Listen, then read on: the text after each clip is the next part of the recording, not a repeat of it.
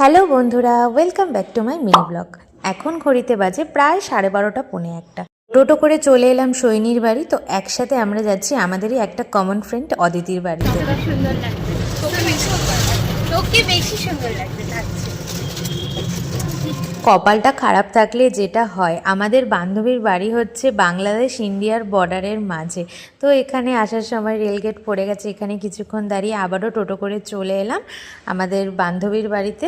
যেতে যেতে তো ওর বাড়িটা ঠিকমতো চিনতেই পারছিলাম না, তারপর ফাইনালি ওর বাড়িতে আসলাম। এই হচ্ছে অদিতি, ওর বার্থডে ছিল 24শে মার্চ, তো সেটারই খাওয়া দাওয়া খাওয়াচ্ছে হচ্ছে সানডে করে, আমাদের সবার ছুটির দিন। আর পাশেই শুয়ে আছে একটা কিউটি পাই, অদিতির 2 মামার ছেলে। আর এই যে আমাদের সাথে একটু ফটো তুলেছে ভাইটা।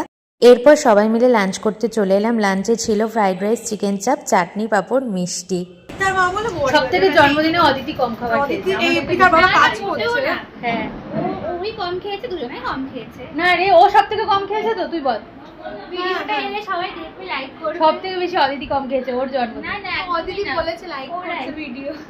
এই ক্লাস 11 থেকে অদিতির সাথে আমাদের ফ্রেন্ডশিপ। অনেক দিন পর একসাথে আমরা মিট করলাম তো অদিতির জন্মদিন উপলক্ষে। তো অদিতি আমাদেরকে ওর ছাদ বাগানে একটু নিয়ে গেছিলো। অনেক ধরনের ফুল ছিল, লেবু, তারপর জলপদ্ম, আম গাছ। আর এই যে ইনি এনার পাগলামি কন্টিনিউ করছেন, আর তার সাথে আমাদের ফটোশ্যুট চলছে।